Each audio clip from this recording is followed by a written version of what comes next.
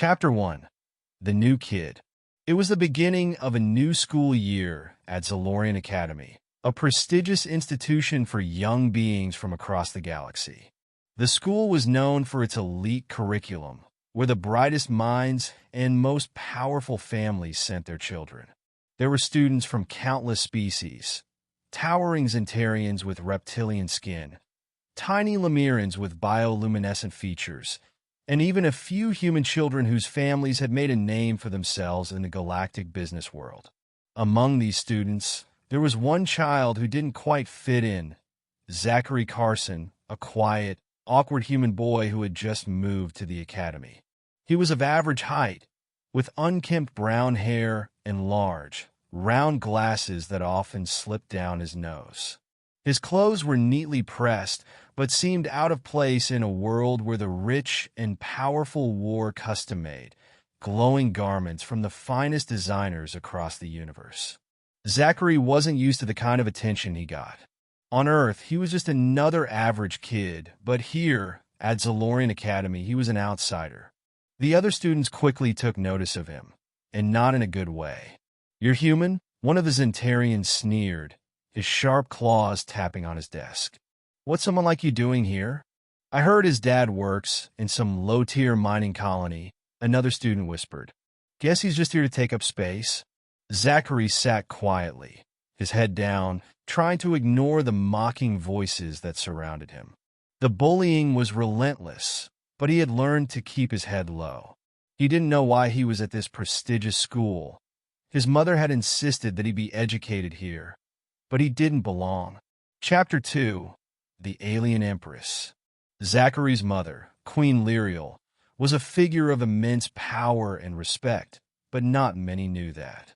In fact, Zachary had never told anyone who she really was.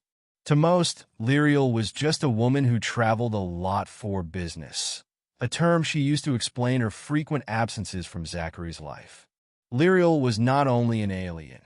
She was an empress of the Nerith, a mighty intergalactic empire spanning hundreds of star systems.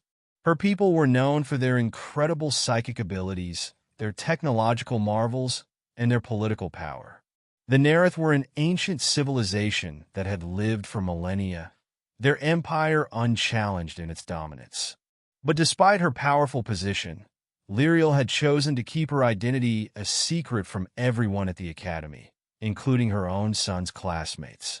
To most, Zachary appeared to be just a normal human boy with a background from an average Earth family. His mother's absence had been explained as a diplomatic mission that took her far away from the Academy's world. But in truth, she was watching from the shadows, ensuring Zachary had the best education possible while keeping her identity hidden. The bullying continued for months. Zachary's classmates continued to taunt him, call him names, and exclude him from activities. He had no friends. No one wanted to sit with him at lunch. He was an easy target for the elite students who enjoyed mocking anyone who didn't fit their standards of greatness. But things were about to change. Chapter 3. The day everything changed. One day, as Zachary sat alone at lunch, scrolling through his hollow pad, he overheard a conversation between two of the school's top students. The conversation was about him. "I can't believe they let a human child into the academy," one of them, a Lemiran girl with translucent skin, said. "He's weak. We'll have to keep an eye on him. What if he's spying on us for his low-ranking parents?" Zachary's heart sank. But just as he was about to get up and leave, something extraordinary happened. A sudden, piercing silence filled the cafeteria. All the students turned to face the grand entrance of the dining hall. There, standing at the doorway, with regal poise, was none other than Queen Lirael herself. The air seemed to crackle with energy as her presence filled the room. Her eyes, glowing with power, swept across the students who had once mocked her son. The room stood frozen in disbelief. "Zachary," she said in a voice that carried the weight of an entire empire, "come to me." The students were paralyzed. They had never seen Lirael before, and the power she exuded was undeniable. She was an empress, but there was more to her than just the crown and the title. Her presence was overwhelming, her beauty otherworldly, and her energy felt like an unspoken command. Zachary slowly stood up, his heart racing. He had never expected this. He didn't know how the students would react, but he felt an undeniable pull to follow his mother. Chapter 4. The Revelation. As Zachary walked toward Lirael, the whispers began. The students, once indifferent and mocking, now stared in awe and fear. They had no idea who this woman truly was. But now, they were about to find out. Lirael turned to face the assembly of students, her gaze sharp. "I am Queen Lirael of the Nerith Empire," she declared, her voice resonating through the hall. "My son, Zachary Carson, is my heir. He is not to be treated with disrespect." The students gasped. The realization hit them like a wave.